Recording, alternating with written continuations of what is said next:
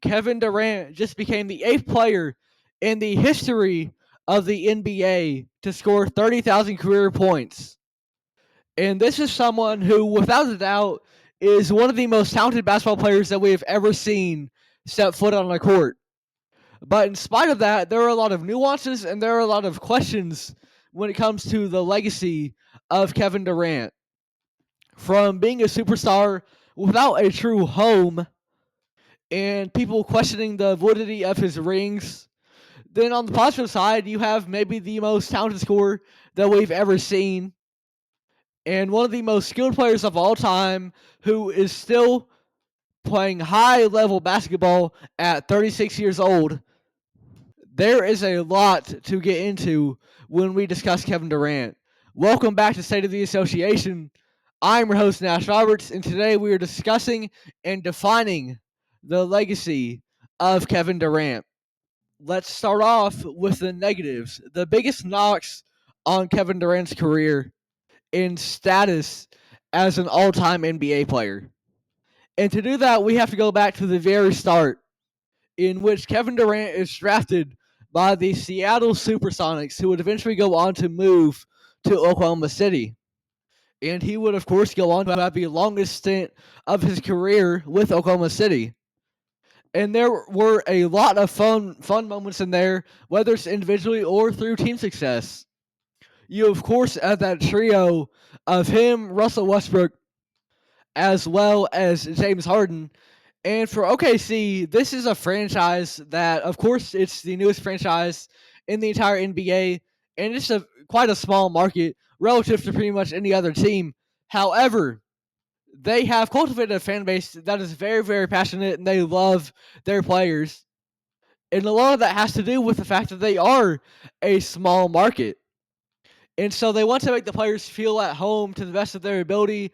And they're really going to appreciate when they've got a star playing for them. You look at SGA now, or Chet Holmgren, or J-Dub even. And after blowing a 3-1 lead to the Golden State Warriors, James Harden has been gone from the Thunder for a few years now. But it feels like this core duo that the Thunder have maintained of Russell Westbrook and Kevin Durant, it seems like it's only a matter of time until these two guys win a ring, just based off of the caliber of player that these two are. On one hand, you have one of the best rebounding point guards that we've ever seen, if not the best. A triple-double threat night in, night out. He made triple-doubles cool again. And then you have Kevin Durant, a lethal three-level scorer. And he doesn't get a lot of credit on the other side of the floor. But with his size, he's able to still be an impactful defender. And it seems like if these two just stick it out, they could very well bring a championship to Oklahoma City. However, after blowing that lead, Kevin Durant makes a business decision. He joins the Golden State Warriors, who had just gone 73-9, the best regular season record of all time, and would have really solidified themselves as the best team for, or at least having the best season in NBA history if they had won the championship that year, if they had not been the first team ever to blow a 3-1 lead in the finals. Kevin Durant joins Steph Curry, Klay Thompson, and Draymond Green. And this is where we get to our first point. There's not really a home for Kevin Durant. Because typically, when you think of a superstar and one of the greatest talents that we've ever seen, there's typically a franchise or at least, maybe a championship run that you can associate them with a particular team.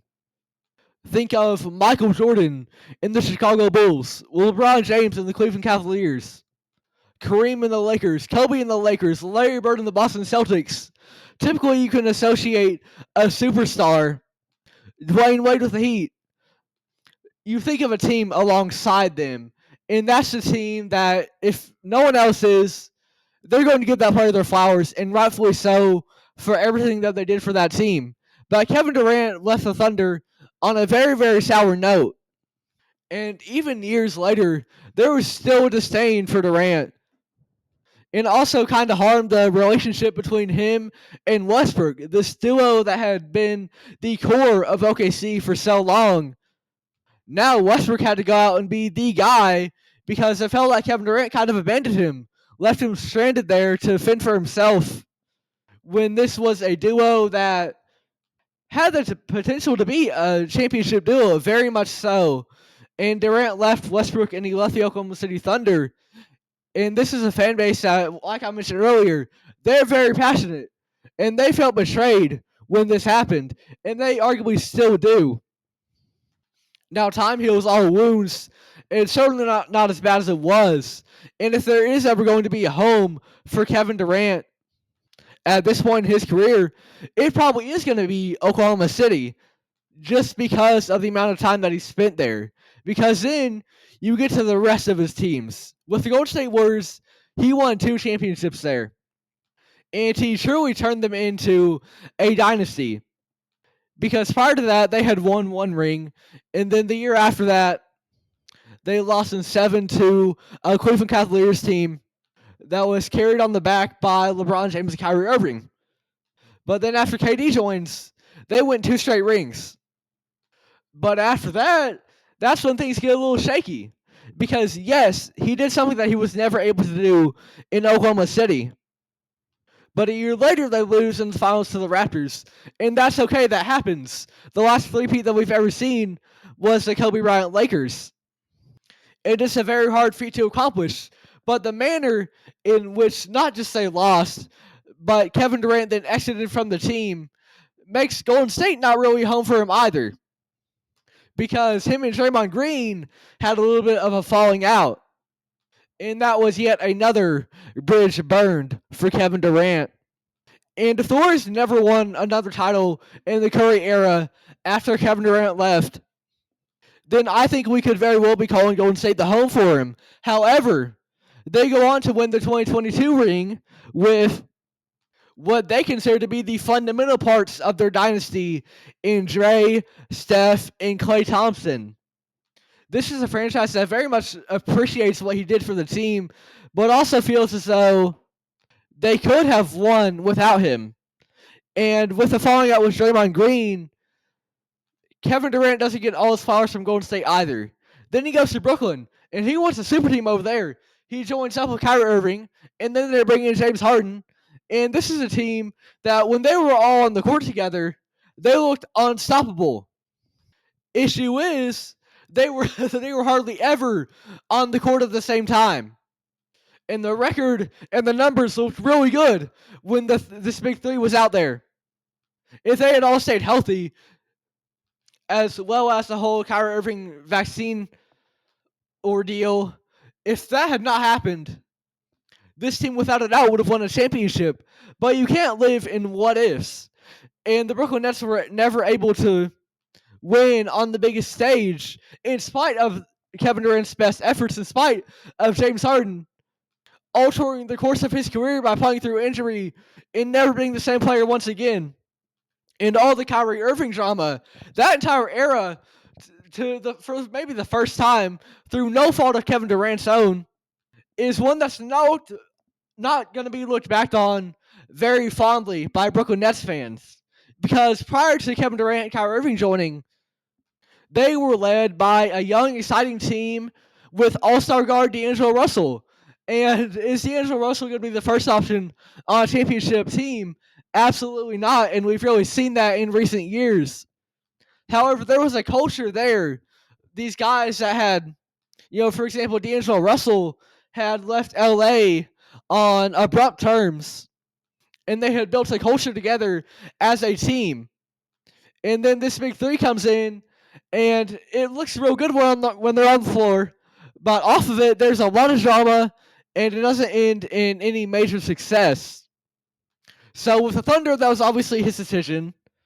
Then with Golden State, there was him bumping heads with Draymond Green.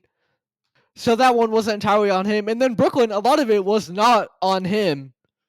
But regardless, none of these teams are necessarily going to welcome Kevin Durant with open arms. At least from a personal side of things. From a business side of things, you can always benefit from Kevin Durant. Whether it's on the court with his production at an elite level still, despite his age, or even off of it when he retires from just the name recognition alone. However, when you're looking at a personal side of things and how the fan bases might perceive him, it's a lot different. And with most superstars, as I mentioned earlier, there is a distinct home for them, but there's really not for KD. And a lot of it's just really unfortunate. A lot of it is not his fault. And then we get to the other negative, and this is those 2 rings that he got with Golden State. And that's the fact that a lot of people would just discredit those championships entirely. Now, I want to draw a comparison to perhaps the greatest title run that we've ever seen in Dirk Nowitzki's 2011 run with the Dallas Mavericks. Because that championship run is a great example of how, in the eyes of a lot of fans, rings are not always created equal. They defeated a Miami Heat team that just built a big 3 of Chris Bosh, Dwayne Wade, and LeBron James. And they were well and truly led by Dirk. He was without a doubt the go-to guy on that team. And in terms of caliber of players, no one on that Dallas team was near the same tier, the same magnitude of player that Dirk was. And he, without a doubt, was by far the leader and crucial player on that team, that they would have never won a championship without him. And that's not a discredit to the other players on that Mavericks team. That's just how good Dirk was that run. And it was the only championship that Dirk ever got.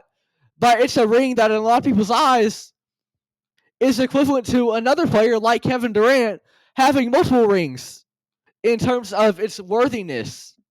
Because people don't just remember the winners, they remember the manner in which you won. It's why, with that Warriors 3-point revolution, we see so many teams now try to replicate that success and shoot a lot of threes. It's why, with the Philadelphia Eagles winning this most recent Super Bowl, we might see a resurgence in the importance of running backs, given how much Saquon meant to that team. People remember the manner in which you won. And with Kevin Durant and Golden State, a lot of people don't consider that to be the same level as Dirk and the Mavericks because of the players that KD had around him and the fact that this team was very well situated to win even if they did not have Durant. Because the year prior, they went 73-9. If they had not blown a 3-1 lead in the finals, the first time that's ever happened, they would have won a ring and been the best regular season team. Not just the best regular season team, but had a team that had the best season of all time. And Durant joins him, and he wins 2 finals MVPs. But in terms of the vocal majority, it's seen as a lot more of a team effort, of the fact that they had Dre, they had that core 3 that we see now that they won the 2022 ring with as well, and Curry, Green, and Klay Thompson, as well as Kevin Durant. He did not put them over the top in the eyes of a lot of fans, but rather went there to solidify his legacy because he wanted a ring. He knows that he needs to win a championship to put himself in the upper echelon of players. However, the manner in which he did so left a sour taste in a lot of people's mouths. So he leaves OKC. He doesn't have a home there, as we mentioned, and he goes to Golden State just to get some rings to add to his legacy. But in some ways, it kind of harms it compared to if he had stayed with the Thunder, because of the way that people, rightfully so or not, really view those championships. And so those are our 2 negatives. The perception of Kevin Durant's rings and the manner in which he won them, as well as the sour taste that he has left in the mouths of really his exits with all the teams that he's been on. And some of those situations were his fault. Some of them were a little bit more nuanced. Some of them were not. But it's absolutely left a stain on how a lot of people view Kevin Durant. Rightfully so or not. Justifiably or not. I'm not one to necessarily say. Because at the end of the day, there's the court of public opinion. And if you can get in the good graces of them, that's going to do a lot of good for you. But if you're on the outside looking in, it's going to be a lot harder to define yourself and set your legacy apart. But then we get to the positives in terms of what Kevin Durant brings to the table as an all-time talent. And the first and perhaps most obvious point to be made is, of course, in regards to his talent as a scorer. And Kevin Durant is one of the best scorers in NBA history. There's no doubt about that. He just became the 8th player in the history of the NBA to score 30,000 points. He has been a 20-point per game scorer since day one, and he does it efficiently too. You look at a lot of all-time scorers, and one in particular in Kobe Bryant, who is without a doubt one of the best guys in the history of the game at putting the ball in the basket. A lot of the times, his efficiency left a lot to be desired. But Kevin Durant is shooting a career 50% from the field and 38.8% from three. And it's the manner in which he does it as well. Because it's one thing to be a three-point specialist. It's another to just be a rim roller. It's another to be a mid-range maestro like a DeMar DeRozan. But when you're able to mix all three together, that's when your scoring leaps to another level and truly becomes unstoppable. When you become the famed three-level scorer. Because now teams have to pay attention to you at all times. Inside the paint, from the mid-range, and from beyond the arc. And Kevin Durant really exemplifies that, perhaps to the extent that very few players can, if any, for the caliber of player that he is at all levels. There is not a moment where you cannot afford to be looking away from Kevin Durant. Not a moment where you can afford to be taking your eyes off of him. And you can try all you want to contest. There's a good chance he's going to put the shot in anyways. And not only does that make him one of the best scorers that we've ever seen, but it enhances the rest of his game too, as well as that for his teammates. And we talk about it with Steph Curry all the time, but there's this little thing in basketball known as gravity. And that is mainly the attention that you're drawing from defense and the opportunities that opens up for other guys around you. And with people having to have their eyes on Kevin Durant at all times, that opens up opportunities for Durant's teammates as well to put themselves in the best possible position to succeed. And that enhances Durant's impact as a player even more. See, let's say you take a more inefficient scorer like a Jalen Green. And that's not a knock at him necessarily, but he is a score-first guard. However, teams don't necessarily feel like they have to respect Jalen Green in all aspects of an offense. It's really only if he gets hot from beyond the arc or if he's driving down to the rim. You don't have to have eyes on Green at all times necessarily. And that allows defenses to be able to not just key in on Jalen, but the rest of the Houston Rockets offense as well. And with that, if Jalen Green's having a little bit of an off night, he doesn't make up for it in a lot of other areas because he doesn't open up as many opportunities for other guys as someone like KD. And that's not necessarily a knock on Jalen, because at the end of the day, it's an unfair comparison to compare him to Kevin Durant. But one aspect I really wanted to highlight there was gravity and just your effectiveness as a scorer and how that can affect how teams defend you and the players around you and how it can benefit your overall impact as a player. So one of the best scorers that we've ever seen, and with that, one of the most impactful and talented players that we've ever had the pleasure of watching. In my opinion, a top 5 talented player of all time, a top 5 talent ever in the history of the NBA. And then with that, the other major positive when it comes to KD is his longevity. Something that we're getting a little bit spoiled right now by. You still have 40-year-old LeBron James playing at a high level, Steph Curry, as well as Kevin Durant. They're all getting up there in age at a time where most guys, in LeBron's case, are retired, or in Steph and KD's case, even the best players of all time at this point are really starting to show their age, and Father Time is getting to them. But KD is playing 36 minutes a night, averaging over 27 points a game, on over 50% from field goal range, and 40% from beyond the arc.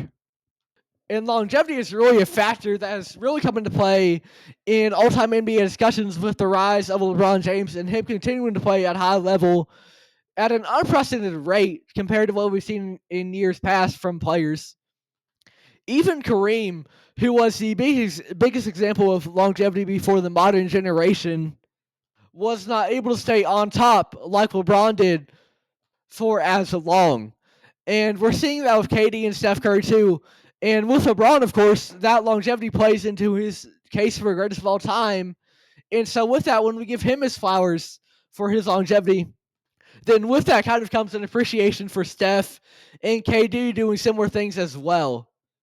And so I think in recent years that has really been enhanced and put into kind of a magnifying glass and added to KD's legacy a little bit. But then we get into defining that legacy. So I've talked about two negatives, I've talked about two positives. How do we weigh them? A top 5 talent of all time, in my opinion, one of the best scorers that we've ever seen, and a player with longevity better than most. But on the other end, he doesn't really have a home in terms of his sour exits with some teams, and a lot of people like to discredit his rings.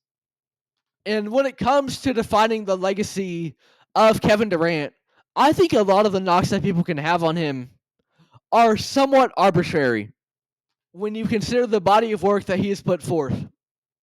The ring debate is fairly justifiable in terms of how you might want to perceive it as lesser than something like the Dirk Mavericks ring. And it's absolutely fine to look at it that way. But ultimately, he did win the biggest prize on 2 separate occasions and was the finals MVP both times. And as much as KD did not put that team over the top whatsoever, he knew what he was doing when he was going to Golden State. And that was that he wanted to solidify his legacy by winning some championships. And there's irony in the fact that it's arguably done the opposite and made us question it and have more discussions about it. But he did what he set out to do as a player. So you can knock him a little bit for the championships, but it's better than having 0. And that pushes him over the top of some guys like him, like a James Harden or a Russell Westbrook from this generation that are, of course, great talents, but they never were able to win a championship. Regardless of the manner in which he did it, he still has it on his trophy mantle.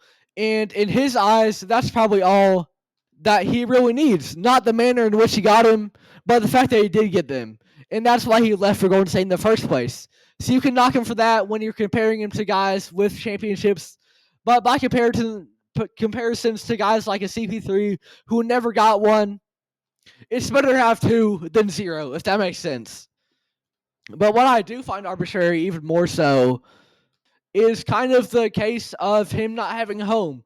And there's absolutely truth to that in the manner in which he burnt down some bridges. Some of it his fault, some of it not. And there's probably never going to be a KD statue in OKC or Golden State or Brooklyn or Phoenix.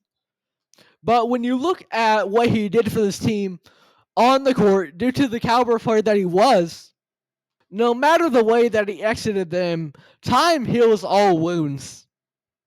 And for KD, I think it's very much the same. And that's really where his legacy lies. As one of the best scorers ever, as a top 5 talent in my opinion, but someone with some question marks around them. And time will serve him well.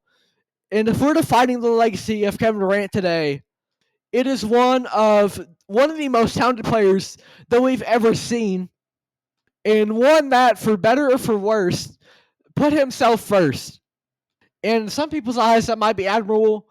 In the eyes of a lot of people, it's not when you consider the manner in which he left for Golden State, which we keep coming back to because that's such a pivotal moment where we started raising questions about the legacy of Kevin Durant.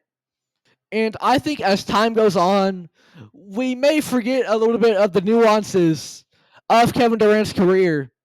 You look at someone like Michael Jordan, of course he wasn't perfect, but as time has gone on, we forget about the first round exits early on in his career and kind of the discussions that some people wanted to have about how much Pippen meant for MJ.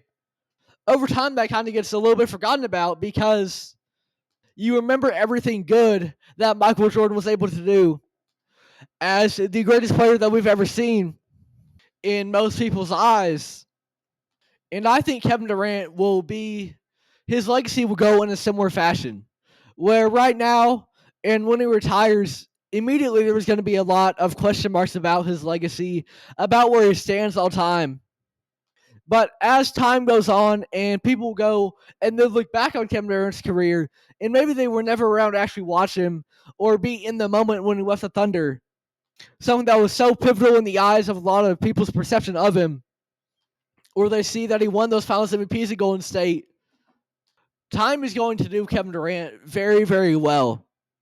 And so as many questions as we have about him right now, come 20 years from now, I think that we're going to have a much wider appreciation for Kevin Durant and acknowledge him for the uber talented player that he was, one of the best scorers of all time, and without a doubt, one of the greatest players that we've ever seen. And that is the legacy of Kevin Durant. And that is all for today's episode of State of the Association. I'm your host, Nash Roberts. Thank you very much for listening. NFL season is over now. We just had the Super Bowl. I'm very happy as a Philadelphia fan. And I'm going to try to keep the football content going now and again, just for the people that are really kind of tuned into that, might be following me more for that. But right now it's NBA season, so we're going to be mixing that in quite a bit more. Thank you for listening. This has been Save the Association. I'm your host, Nash Roberts.